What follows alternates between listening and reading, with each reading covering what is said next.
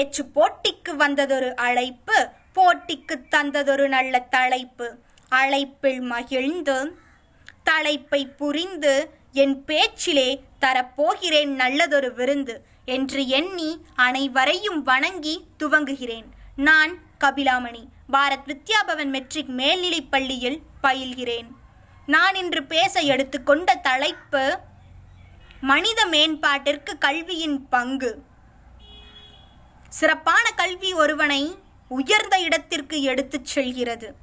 இவ்வுலகத்தையே மாற்றக்கூடிய பலமான ஆயுதம் கல்வி. பல ஆலயங்கள் கட்டுவதை காட்டிலும் ஒரு பாடசாலை கட்டுவதே சால சிறந்தது என்கிறார் பாரதி. மக்களுக்கு தேவையான உணவு, உடை, இடம், நீர் எவ்வளவு அவசியமோ அதை போன்றே கல்வியும் மிக அவசியமானது.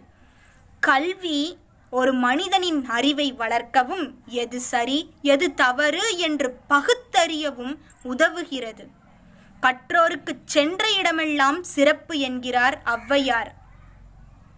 ஒரு நாட்டின் மன்னன் அந்நாட்டில் மட்டும்தான் சிறப்பிக்கப்படுகிறார். ஆனால் கல்வி கற்றவர்கள் சென்ற இடமெல்லாம் சிறப்பிக்கப்படுகிறார்கள். கல்வியினால் உயர்ந்தவர்கள் பலருண்டு. எடுத்துக்காட்டாக ஏவுகணையின் நாயகன் என்று அழைக்கப்படும் டாக்டர் APJ அப்துல் கலாம் அவர்கள், சட்டத்தை வென்ற மாமேதை அம்பேத்கர் அவர்கள், ஆப்ரஹாம் லிங்கன் அவர்கள் மற்றும் பலர். கல்வியினால் தாழ்ந்தவர்கள் ஒருவராவது உண்டா? பெற்ற பிள்ளைகள் கைவிட்டாலும் கற்ற கல்வி கைவிடாது. கல்வியின் அவசியம் குறித்து ஒரு குட்டி கதை. ஒரு ஊர்ல ஒரு குரு இருக்காரு. அந்த குருக்கு கீழே நிறைய சீடர்கள் கல்வி கத்துக்கிட்டு வர்றாங்க. புதுசா ஒரு சீடரும் கல்வி கற்கறதுக்காக அந்த குரு கிட்ட வர்றாங்க. அந்த குருவும் சரி நான் உனக்கு கல்வி கத்துத்தரேன்னு சொல்லிட்டு கல்வி பாடத்தை ஆரம்பிச்சிடுறாரு. பாட ஆரம்பிச்சு கொஞ்ச நேரத்துக்கு அப்புறம் அந்த புதிதா வந்த சீடர் வந்துட்டு எந்திரிச்சு, கல்வி நான் எதிர்கையா கற்கணும், எனக்கு அதனால என்ன பயன், அது எதிர்காலத்துல எனக்கு என்ன செய்யும் அப்படின்னு அந்த குரு கிட்ட கேட்குறாரு.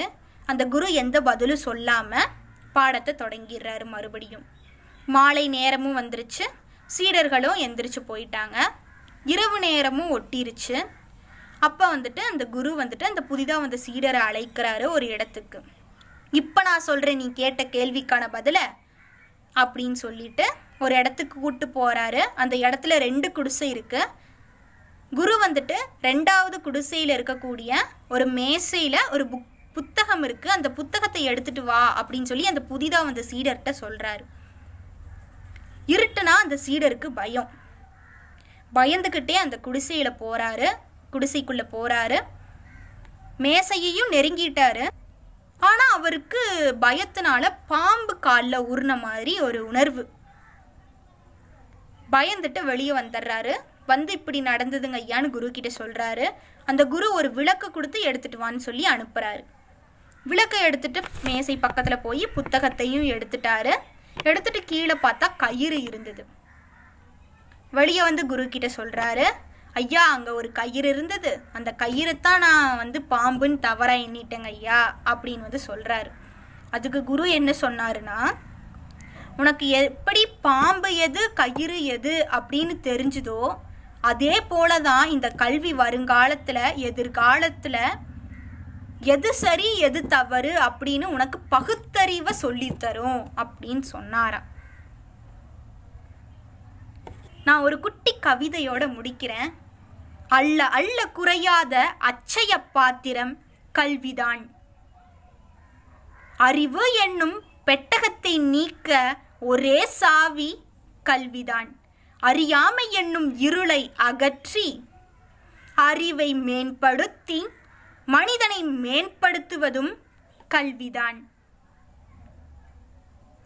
வெற்றியோ தோல்வியோ எதுவரினும் ஏற்றுக்கொள்வதே எனது பழக்கம். தமிழே என்றும் எனது முழக்கம். சொல்லி முடிக்கின்றேன். வணக்கம்.